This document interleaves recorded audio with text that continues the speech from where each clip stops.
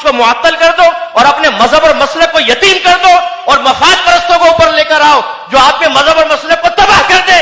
और आले सुन्नत यतीम होने के बाद अपने अतराफ में देखे कि कोई है जो हमारी रहनुमाई करे, जो हमें गाइडलाइन दे। मैं यकीन से कहता हूं अल्लाह मुफ्ती साहब को दराज़ी उम्र बिल खैर अता फरमाए। लेकिन जिस दिन मुफ्ती साहब को हुआ मसला की यतीमी ऐसी आपके ऊपर मुसल्लत होगी, हम पर ऐसी तारी होगी कि हम सर पकड़ के बैठ जाएंगे। एक साहब ने मुझे मुफ्ती साहब के बारे में कुछ बातें कही यूं यूं। मैंने कहा यार ऐसा करते हैं हम दोनों मिलते और मुफ्ती साहब को करते हैं साइड। मुफ्ती साहब माजरत, मैंने कहा मुफ्ती साहब को करते हैं हम साइड में, तुम एक आदमी ऐसा ले आओ जो मुफ्ती साहब के मुकाबले का हो। जिस तरह अपर लेवल पर मुफ्ती साहब एतमाद के साथ मुदल्लल गुफ्तगू करने के काबिल हैं, जिस तरह मुफ्ती साहब के सामने वाला बैठकर आपके माजी को खंगाल कर कोई स्कैंडल नहीं निकाल सकता, ऐसा कोई आदमी लेकर आओ, मैं तुम्हारे साथ हूं। मुफ्ती साहब को हटाते उसको बिठाते हैं। आज तक दोबारा उसने मुझसे कलाम नहीं किया। हम खराब करने के लिए तैयार हैं, हम तखरीब करने के लिए तैयार हैं, तामीर के लिए तैयार नहीं है। तुम्हारे अपने अंदर सलाहियत है, मैंने कहा तुम तैयार हो जाओ, तुम बैठो, मैं तुम्हारी तायद करता हूं। नहीं मुझे में भी सलाहियत नहीं है, दूसरा लिया उसमें भी नहीं है, तो जो काम कर रहा है उसको गंदा कर दो और गंदा करने के बाद उसको मुअत्तल कर दो और अपने मजहब और मसलक को यतीम कर दो और मफाद परस्तों को ऊपर लेकर आओ जो आपके मजहब और मसलक को तबाह कर दे। और आले सुन्नत यतीम होने के बाद अपने अतराफ में देखे कि कोई है जो हमारी रहनुमाई करे, जो हमें गाइडलाइन दे। मैं यकीन से कहता हूं अल्लाह मुफ्ती साहब को दराज़ी उम्र बिल खैर अता फरमाए। लेकिन जिस दिन मुफ्ती साहब को हुआ मसला की यतीमी ऐसी आपके ऊपर मुसल्लत होगी, हम पर ऐसी तारी होगी कि हम सर पकड़ के बैठ जाएंगे। मैं अकेले में सोचता हूं, गौर करता हूं, मेरे जितने हमारे अकाबरीन काम कर रहे हैं उनको दराज़ी अल्लाह ताला दराज़ी उम्र बिल खैर अता फरमाए।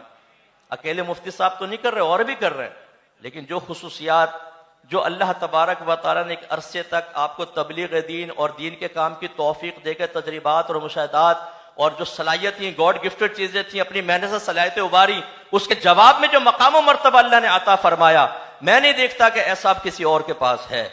अल्लाह आप में से निकाले ऐसे लोग, और भी होंगे, सिलसिला तो रुकेगा नहीं, लेकिन एक तवील अरसे का गैप जो है वो हमारी तबाही के लिए बहुत कुछ होगा। हमें समझना चाहिए, हिकमत के साथ अमल करना चाहिए। आप सब आवाम से भी मेरी गुजारिश है, खुदारा कोई चीज अगर उलमा के बारे में आपके बारे में आती है, आपके पास आती है, और आप जैसे हकीम मुतलक से व्हाट्सएप ग्रुप में ये क्वेश्चन किया जाता है, हजरत आप बताएं इन आलिम दीन के बारे में आप क्या कहते हैं, तो खुदारा थोड़ी सी आर्जी इख्तियार कर लें और आप कहें कि उलमा पे कमेंट्स पास करना ये हमारा मनसब नहीं है। हमारे बड़े हैं, हिकमत के साथ काम करने वाले हैं, सोच समझ के हामिल हैं, तो ठीक है।